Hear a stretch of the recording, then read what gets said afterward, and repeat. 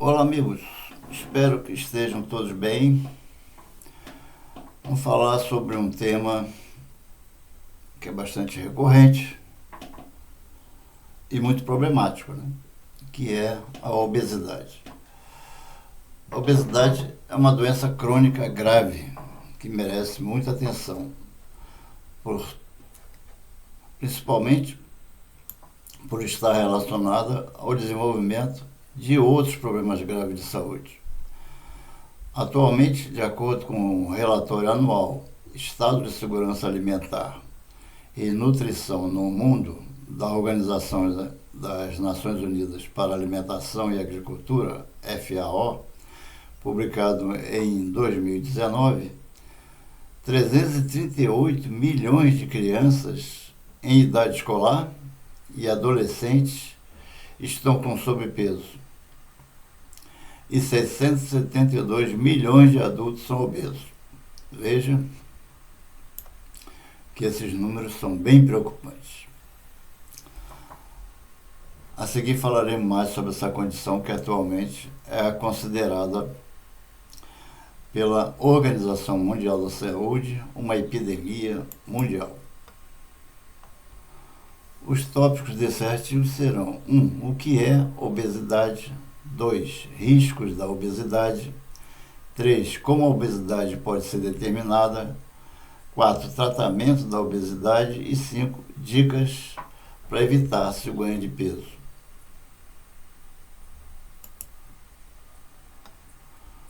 Os polifenóis formam um grupo de compostos bioativos mais abundante em nossa alimentação, em suma, presente em vegetais e frutas.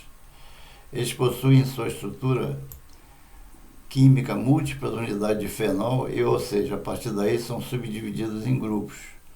Os principais grupos de polifenóis são os ácidos fenólicos.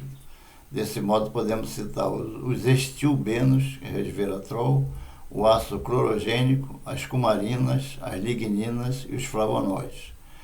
Desses exemplos, os flavonoides são o grupo mais estudado, sendo também dividido em subclasses. Os compostos que fazem parte do grupo dos polifenóis são facilmente encontrados em uma alimentação saudável.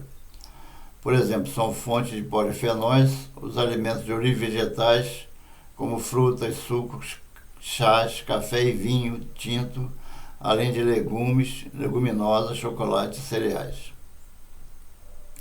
Listamos abaixo agora alguns tipos de compostos que fazem parte desse grupo de polifenóis e suas principais fontes alimentares: quercetina, de maçã, cebola, frutas cítricas, romanas e framboesa, antocianinas, cerejas, framboesas, mirtilos e amoras, isoflavonas, soja, catequinas, chá verde, resveratrol, vinho tinto, mirtilos, amoras e uvas, curcumina, cúrcuma, ácido elágico, romã, morango, amoras, apinegina e própolis.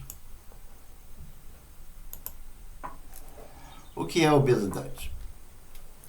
A obesidade é uma doença crônica grave que apresenta como principal característica o acúmulo exagerado de gordura corporal, responsável por comprometer a saúde do indivíduo. Esse acúmulo pode ser resultado, por exemplo, de um consumo excessivo de calorias ou falta de exercícios físicos. Entretanto, apesar do estilo de vida ser um fator importante, considera-se a obesidade como uma doença de etiologia multifatorial, ou seja, ela não é causada por apenas um fator. Desse modo, podemos dizer que a obesidade é complexa e envolve fatores biológicos, históricos, socioeconômicos, psicossociais e culturais. Estudos recentes demonstram que diversas doenças humanas estão intimamente relacionadas ao consumo de açúcar, além de cáries, obesidade e diabetes, também câncer e doenças neurológicas. Matéria de capa da revista Veja da semana traz o assunto para discussão. Relata que pesquisadores norte-americanos consideram que o consumo de açúcar deve ser tratado como o consumo de drogas. O assunto já havia sido tratado pela Veja, mostrando que esse tema é antigo. Livro polêmico de qualidade discutível, mas com fatos interessantes, William Duft publicou em 1975 Sugar Blues. Neste o autor traz uma série de argumentos que mostram que o consumo de açúcar é muito mais maléfico do que se pensa. O livro foi considerado radical demais por muitos, inclusive cientistas. Hoje, deveria ser lido com olhos críticos à luz das atuais evidências. É fundamental entendermos que o aumento de peso nem sempre significa um excesso de gordura corporal. Alguns atletas, por exemplo, apresentam um peso elevado, pois sua massa muscular é desenvolvida. Entretanto, há riscos maiores, dependendo do local em que há esse acúmulo.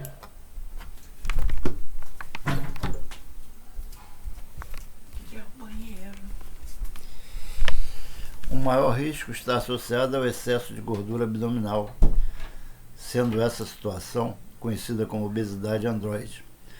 Nesse caso, há um maior acúmulo de tecido adiposo visceral, o que favorece o desenvolvimento de distúrbios metabólicos. Quando a gordura apresenta uma distribuição mais periférica no corpo, dizemos que se trata de uma obesidade ginecoide, condição pouco menos preocupante.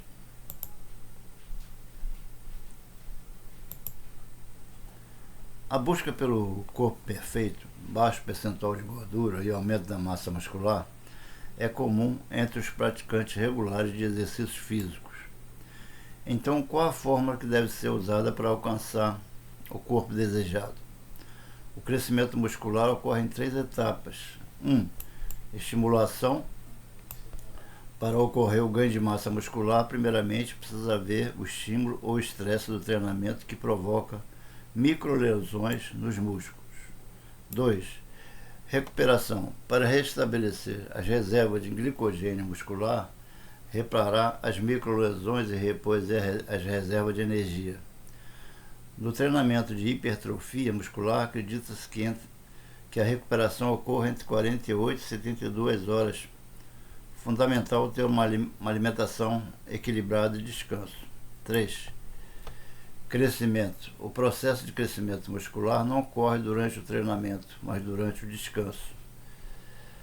Para ocorrer o ganho de massa muscular, precisamos aumentar a ingestão calórica em relação ao gasto energético, ou seja, o contrário de quando queremos reduzir o peso. A quantidade de energia, carboidratos, lipídios, proteínas e minerais vai depender do sexo, idade, intensidade de exercício e fase de treinamento. O carboidrato é o principal combustível do organismo. 50% a 60% da dieta, ou de 5 a 6 kg por peso, para fazer hipertrofia e reduzir o percentual de gordura. Se for para fazer somente hipertrofia, indivíduo muito magro, 8 a 9 gramas por quilo de peso. Dietas pobres em carboidrato levam à depressão do glicogênio muscular, esgotando as reservas de glicogênio muscular. O organismo irá utilizar as proteínas dos tecidos para a produção de energia, reduzindo a proteína dos músculos. A obesidade pode desencadear uma série de complicações importantes na saúde dos indivíduos. A obesidade está relacionada com o aumento de problemas que afetam o sistema cardiovascular, tais como acidente vascular cerebral e infarto agudo do miocárdio, e com quadros de hipertensão. A obesidade está relacionada ao desenvolvimento do diabetes mellitus tipo 2.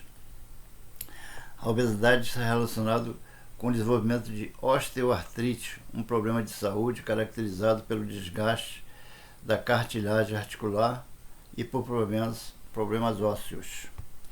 Alguns tipos de câncer, como de reto, próstata e mama, apresentam relações com a obesidade. Indivíduos obesos apresentam com mais frequência a apneia do sono, um problema de saúde que causa paradas repetidas e temporárias da respiração durante o sono. A obesidade é considerada fator de risco para o desenvolvimento de refluxo esofágofaríngeo e hérnia de hiato, quando a porção do estômago desliza-se para o tórax através do hiato do diafragma. A obesidade está relacionada ao desenvolvimento de cálculo biliar.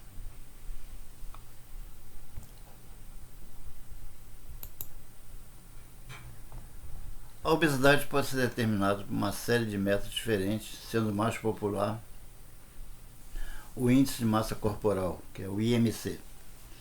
Para calculá-lo, divide-se o peso de uma pessoa em quilogramas pelo quadrado da sua altura em metros. São considerados indivíduos obesos aqueles que apresentam um IMC igual ou maior que 30 kg por metro quadrado.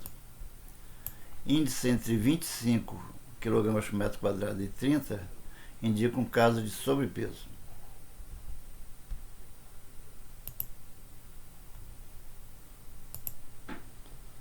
Tratamento da obesidade.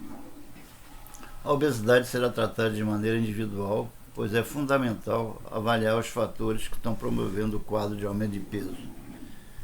Entre os tratamentos para a obesidade estão a reeducação alimentar e a realização das atividades físicas. Em alguns casos, medicamentos serão administrados e cirurgias poderão ser recomendadas. É importante salientar que tratar a obesidade pode garantir a melhora e até a resolução definitiva de problemas de saúde a ela associados.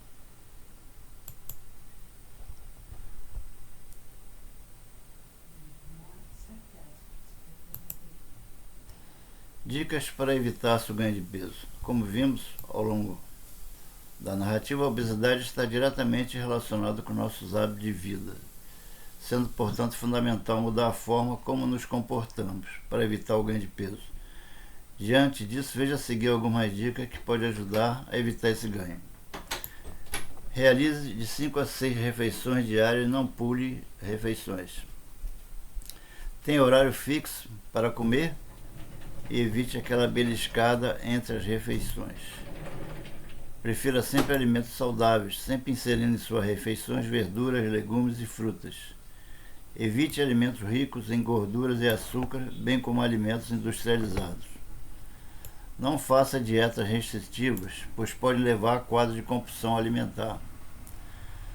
Beba muita água, a recomendação é que se ingira pelo menos 2 litros de água diariamente. Vale destacar que essa recomendação pode variar de acordo com a idade, condição de saúde, existência da prática, atividade física e temperatura do local. Pratique atividades físicas. De acordo com a Organização Mundial de Saúde, é recomendado que se pratique 150 minutos de atividades físicas leves ou moderadas, ou pelo menos 75 minutos de exercício de grande intensidade.